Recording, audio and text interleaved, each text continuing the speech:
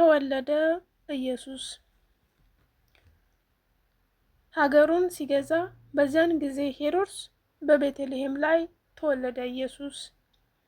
የምስራቅ ኮከብ አይተው ሰብአ ሰገል የአይሁዶች ንጉሥ እነሆ ተወልዷል፣ ይህንን በማወቅ መጣን ልንሰግድለት ብለው ሲናገሩ ሄሮድስ በመስማት እጅግ ተደናግጦ በጣም በመጨነቅ የካህናት አለቆች ሰብስቦ ሲጠይቅ የአይሁዶች ምድር አንቺ ቤተልሔም ከገዢዎች ሁሉ እንግዲህ አታንሽም፣ እስራኤል ሀገርን የሚጠብቅ ሕዝቡን ይወጣል ከጉያሽ ይወለዳል መስፍን ተብሎ ተጽፏል በማለት ሲነግሩት ሰብአ ሰገልን በድብቅ በመጥራት ኮከብ የታየበት ዘመኑን ጠይቆ ሄደው እንዲያጠኑ ላካቸው አጥብቆ። ሄዳችሁ መርምሩ በጥንቃቄ አጥኑ፣ ወዴት እንደሆነ እያለበት ሕፃኑ መታችሁ ንገሩኝ ቦታውን ስታውቁት፣ እኔም በተራዬ ሄጄ እንድሰግድለት። ሰብአ ሰገልንም ኮከቡን የመራ ስለወሰዳቸው ከትውልዱ ስፍራ ሕፃኑንም ከቤት ከማርያም ጋር አዩት፣ በታላቅ ደስታም ገብተው ሰገዱለት። እጅ መንሻ እንዲሆን ሳጥን ካስቀመጡት ዕጣንና ከርቤ ወርቅ አቀረቡለት። ወደ ሄሮድስ እንዳይመለሱ በሕልም ተረድተው ሳይሄዱ ወደሱ በሌላ አዲስ መንገድ ገቡ ሀገራቸው። መወለዱን አይተው ደስም እያላቸው። ሰላም ሰላም! ውድና የተከበራችሁ የወርቄቱ ተከታታዮች እንዴት ናችሁ? ደህና ናችሁ ወይን? ያለው እግዚአብሔር ይመስገን ደህና ነኝ። እናንተ እንዴት ናችሁ? ስራ፣ ጤና ሁሉ ሰላም? ከኔ ጋር ሁሉ ሰላም እግዚአብሔር ይመስገን። ስለመጣችሁ ስለምታበረታቱኝ በጣም አመሰግናለሁ። በያላችሁበት ሰላማችሁ ብዝት ይበልልኝ። እንኳን ለጌታችን ለመድኃኒታችን ለኢየሱስ ክርስቶስ የልደት በዓል በሰላም አደረሳችሁ አደረሰን እላለሁ። በዓሉ የሰላም የጤና የፍቅር የአንድነት ይሁንልን።